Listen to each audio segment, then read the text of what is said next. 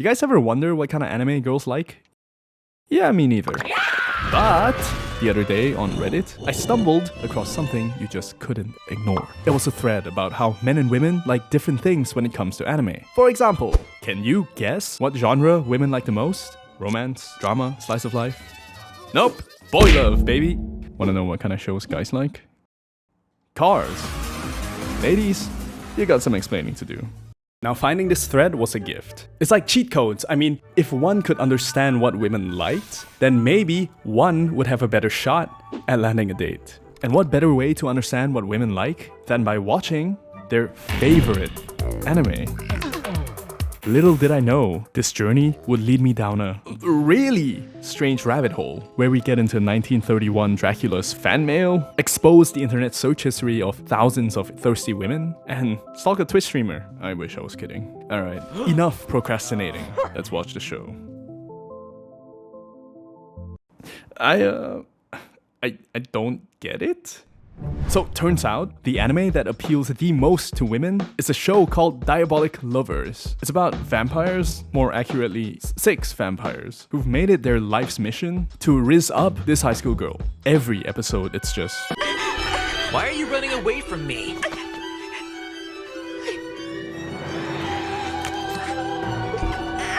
Yeah, dude. Way straighter than I expected. But more importantly, women actually like this. I put on my Google pants, only to find out that, yeah, women actually do like this. In fact, the female fascination with fanged F-boys has been around for quite a while. When one of the first vampire movies, Dracula, came out in 1931, Bela Lugosi, the star of the show, had ladies blowing up his mailbox for years after its debut. Women from ages of 17 to 30 asking me if I cared only for a maiden's blood. They hoped my love was the love of Dracula. God damn, this guy had riz. There's just one problem though. While googling, I found out that ladies really only liked some vampires, not all of them. Count Orlok from the classic Nosferatu, the actual first vampire movie ever, was every bit of a blood-sucking maniac Dracula was. Yet women hated him. So what gives? What did one vampire have that the other didn't? Google didn't get us very far, so this time I read a book hoping to get answers, and boy did we find some. The book was by a couple of tech bros who essentially downloaded the internet search history of thousands of people. Great way to speedrun losing faith in humanity, by the way. And in it, they let slip a list of the X-rated things that women search for to get their rocks off. First thing they found, porn for girls doesn't look like this. No, it looks like this. According to science, women, unlike men, prefer reading their fat material to watching it. Second, after analyzing thousands of romance novels, our researchers found out that the main heartthrob of these stories generally fell into one of these tropes. Cool, but what does this have to do with vampires? Well, if we include the supernatural section too, the list looks more like this. We just struck gold, because this means women aren't just hot for vampires. They're also hot for all these kind of guys. And if we can just figure out what they all have in common, we'll be miles closer to understanding what women like, and a step closer to landing a date. But analyzing 12 different character tropes is kind of a tall order. Lucky for us, I got a feeling that the answers are closer than we think. In Diabolic Lovers, the vamps are all hyper-dominant, incredibly powerful, and good at everything they do. They're also really rude and kinda sexist. And that's about it. They don't get much deeper than that. Thank God for bad writing. So with these 5 traits in mind, we can start cross-referencing our list. And what we find is that every single heartthrob on here shares these 3 traits in common. Jackpot. If that's true, then it would actually explain why women were all over Dracula, the cunning, seductive aristocrat, and were completely turned off by poor Orlok, who was portrayed to be this meek, grotesque outcast. But hang on a sec. If all women like are confident jocks, then why is my Instagram feed blowing up with all of this?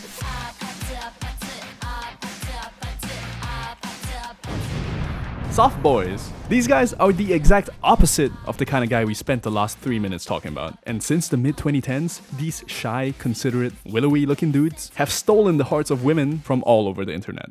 Think Harry Styles, Timothée Chalamet, and basically any K-pop idol with dyed hair. How do these effeminate gender benders have armies of women swooning when our data says they should be cringing? I'm in way over my head here. So I decided to phone a friend, a real-life girl, to get her thoughts. Only, she's a Zoomer, so this was over text. Hey, yo, I'm making a video and I need a girl's point of view. Help me out? Sure. Do you like vampires?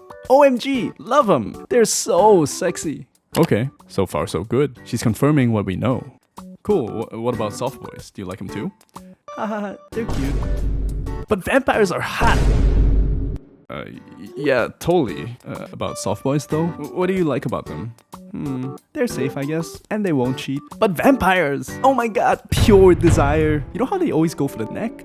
But with soft boys? The way they look at you! Like that intense, hungry stare. Yeah, but it's like they're drawn to you on this whole other level, and it's not even about romance.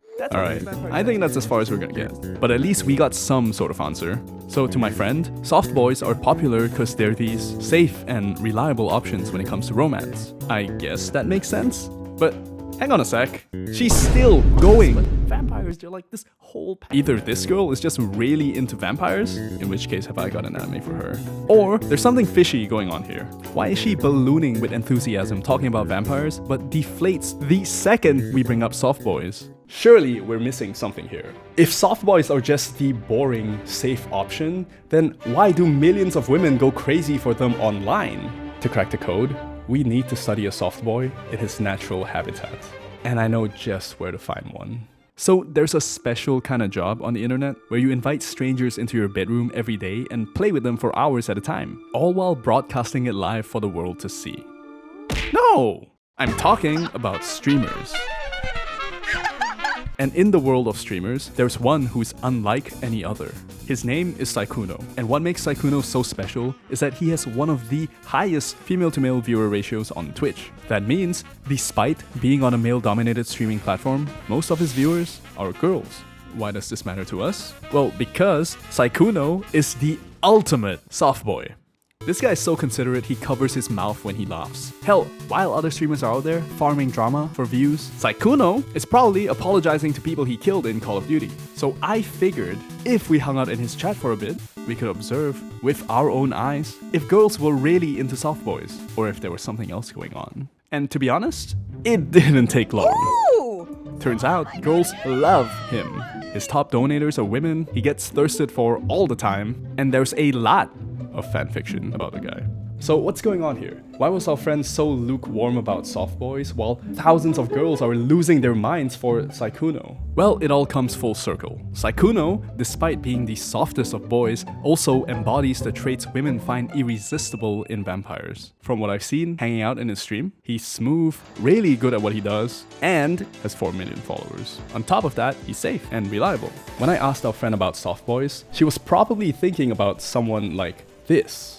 A dude who had nothing going for him except his softness. And after a bit of struggling, I confirmed our suspicions. Weirdest part? Looking back at our wacky vampire anime, we kinda see the same thing happening. The boys are hilariously overpowered and misogynistic, but they're also kinda sweet and do end up putting their asses on the line for our main girl. Very soft boy. It makes sense. In so many fairy tales we watched growing up, the princess meets an uncontrollable monster of a man, only to eventually tame him and get him to show her his soft, mushy center.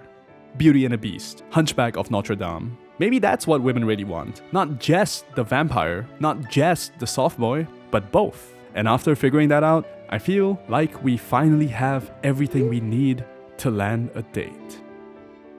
Wait, no.